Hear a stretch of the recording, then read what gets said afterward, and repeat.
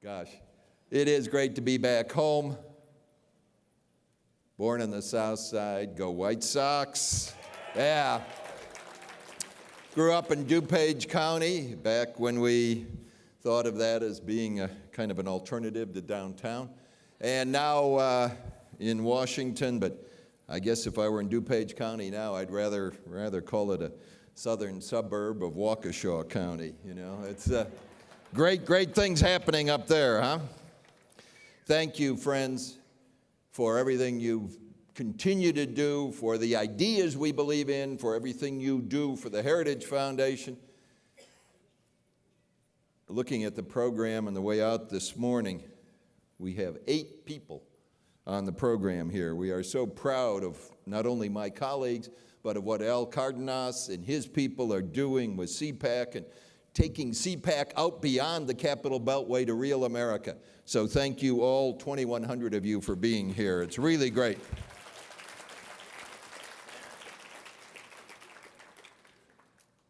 I'm here to say a few words about a brand new book. It'll be published on Tuesday. I wrote it with Brian Tracy. It's called The American Spirit.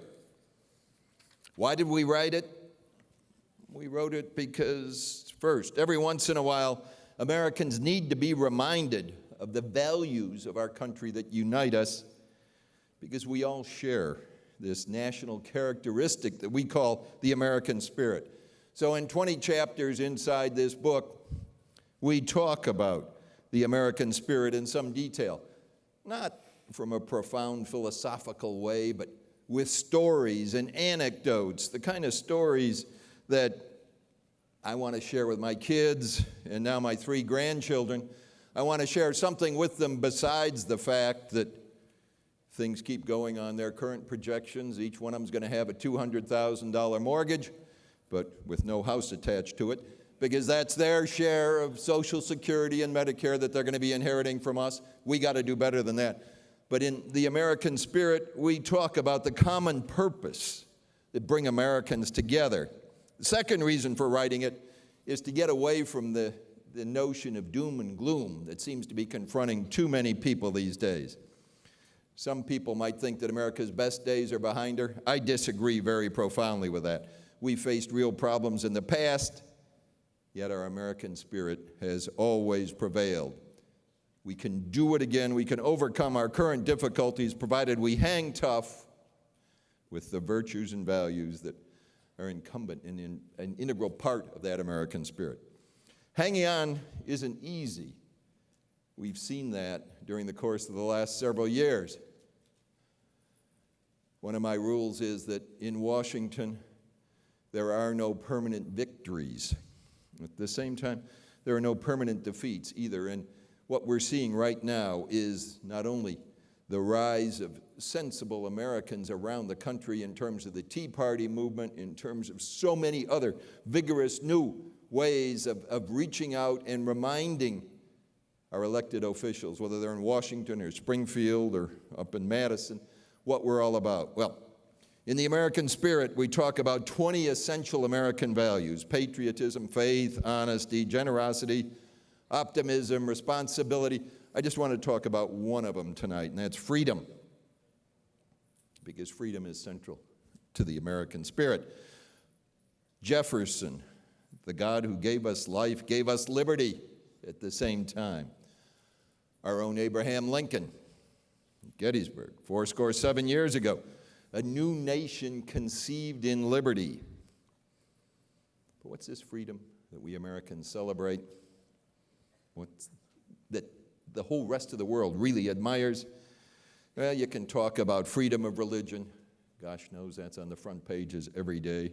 Freedom of the press, freedom of speech. Yes, all of these are important. But there's more than that. Watching Bobby Jindal earlier today reminded me of my former Heritage colleague, now a college president, New York City, Dinesh D'Souza. He defined freedom in America in a very interesting way. Let me just quote one paragraph from Dinesh. If there's a single phrase that encapsulates life in the third world, it's that birth is destiny.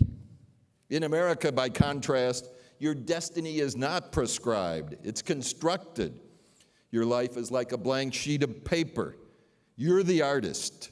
The freedom to be the architect of your own destiny is the force behind America's worldwide appeal. End of quote. And that's so profound because that kind of defines what everybody here thinks of as America's exceptionalism. And I'm sorry, President Obama, but it's not the same as Greek exceptionalism or Turkish exceptionalism or whatever. American exceptionalism is really exceptional. And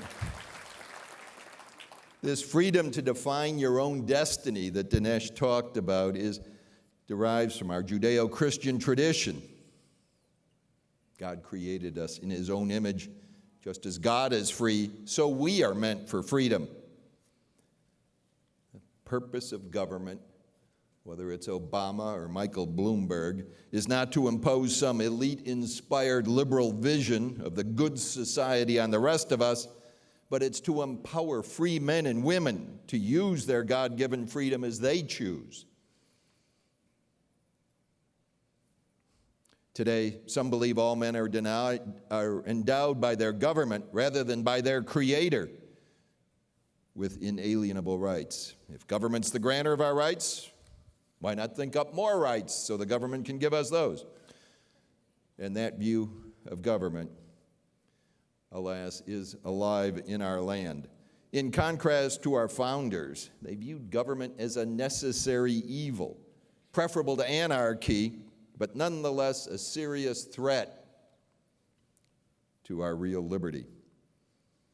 Well, the new view takes view of government as kind of Santa Claus. Our rights are like that Christmas gift list that the kids draw up in December. Bright-eyed tots. A right to a well-paying job, of course. Good housing, why not? Health care, certainly. Life of economic security, absolutely. Well, Santa Claus needs extraordinary powers to deliver all those presents on Christmas Eve. So our government would require a vast expansion of its powers to deliver all those economic rights. And we've heard so many great speakers talk about that today.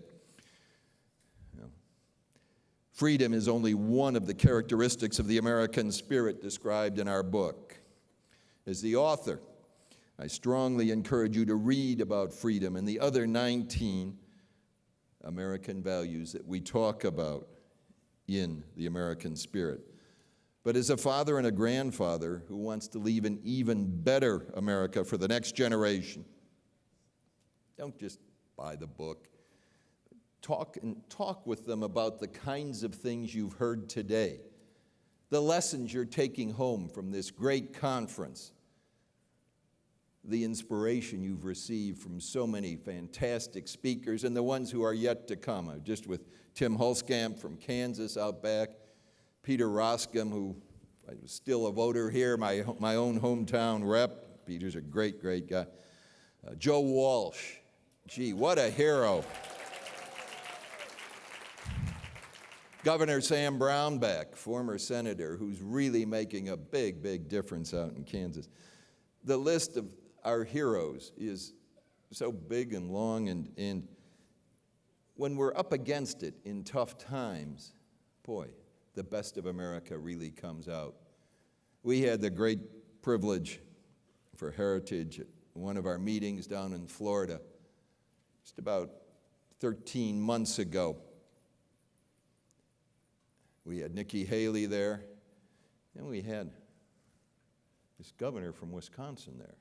And a couple hundred people said, "Why are you bringing him down?" I said, "Well, he's doing some very interesting things up there that seem to be making a little bit of a difference." Oh, Scott Walker, what a hero to every man and woman who believes in freedom.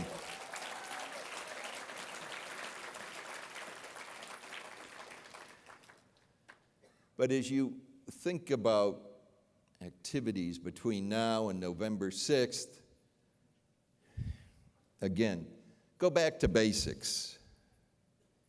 This book or other books that have come down to you from some of the great thinkers, the leaders of American conservatism over the last 40 or 50 years.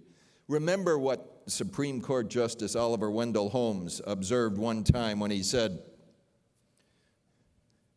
"There are times when we need education in the obvious more than investigation of the obscure." Now, that's pretty profound.